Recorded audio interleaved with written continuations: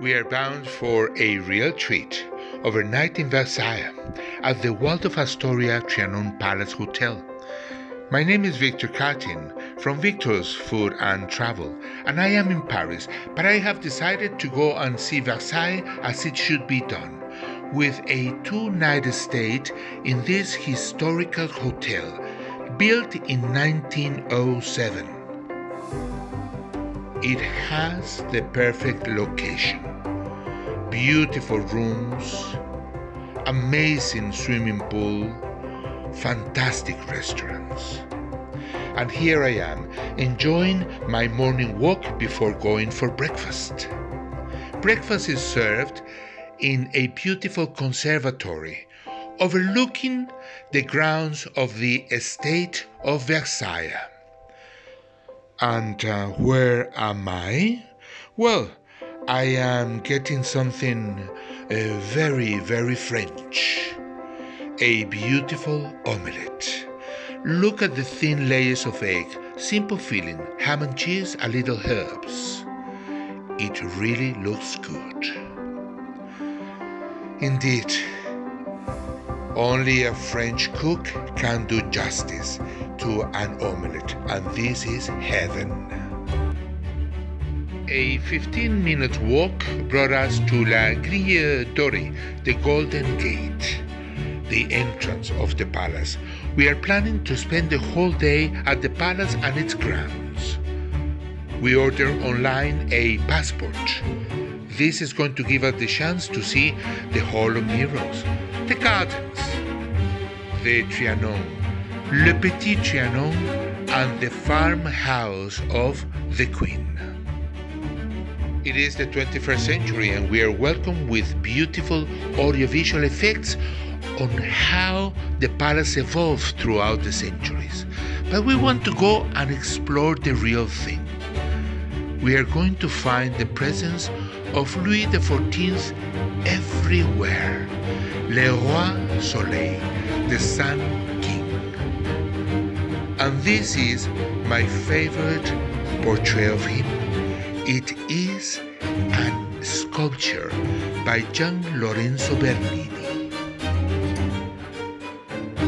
Louis XIV created Versailles not only as a royal retreat, it was a political strategy to keep the aristocrats under his watch. Remember, he was the sun, the rest just planets gravitating around him.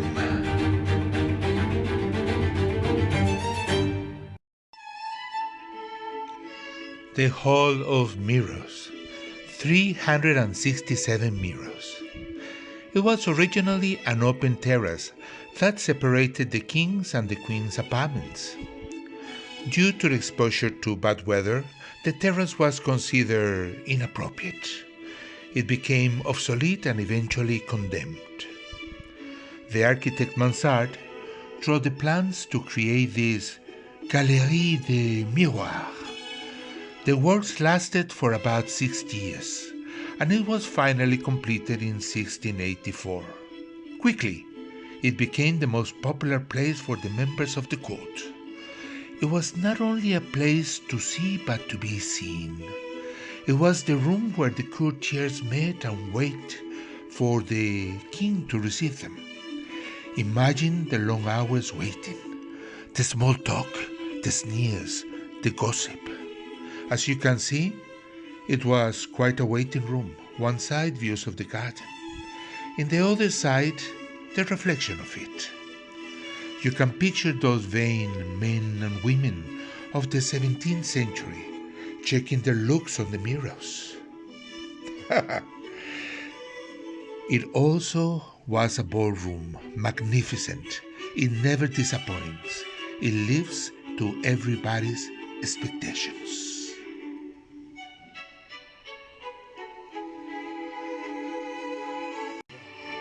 And next to the Hall of Mirrors, the bedroom of the king.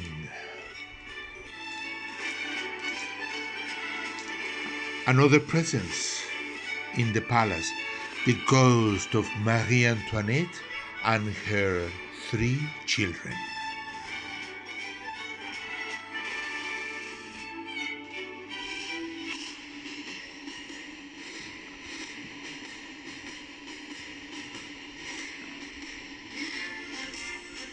And then we enter the Napoleonic rooms with the famous painting by Jacques-Louis David, The Coronation of Napoleon, where Napoleon shocked the Pope, taking the crown off his hand and crowning himself. Followed by the Galerie de Bataille, the battlefield gallery. It takes you 2 hours minimum to see the palace. That is why you have to come here, rested, ready to walk and to see. It's the only way to see it. Come to Versailles, spend 1, better 2 nights, and enjoy the palace. And now it is time to leave the palace and visit the gardens.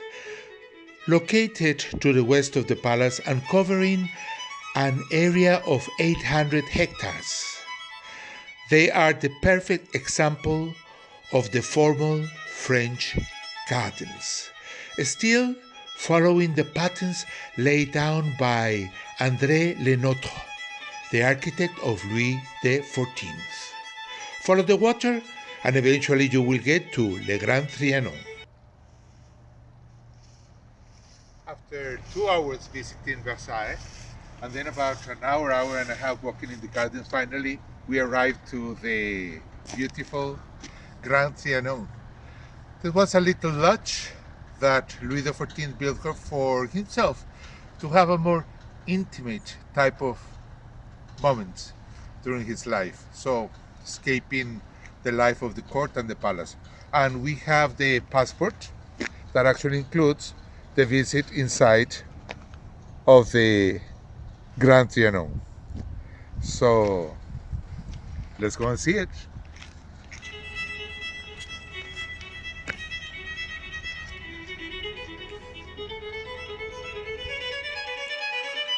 The beautiful pink and porphyry palace was built by Louis XIV's architect, Mansart, and it has a more intimate feeling to it, really livable.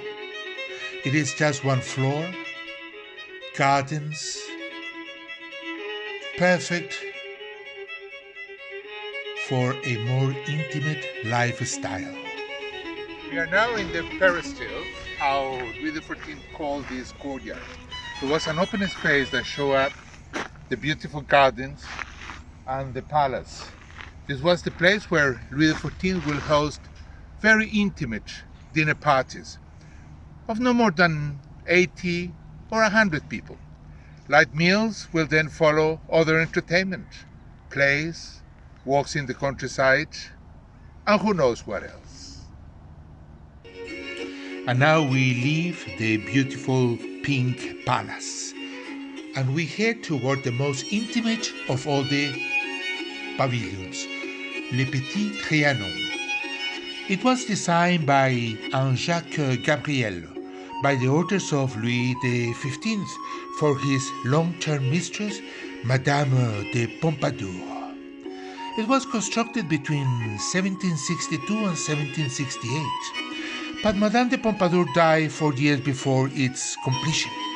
So Le Petit Trianon was subsequently occupied by her successor, Madame du Barry. In 1774, it was given to Marie Antoinette as a gift. And in the grounds of Le Petit Trianon, she built her little heaven. Well, here we are. This is Le Hameau de la Reine, or the Hamlet of the Queen. And it was basically just a little bit of a Disneyland thing. It was like an Epcot Center type of theme park village that she built for herself to go back to nature. She used to read Jean-Jacques Rousseau and see paintings of philosophers saying already in the 18th century, go back to nature. And this is her way to go back to nature.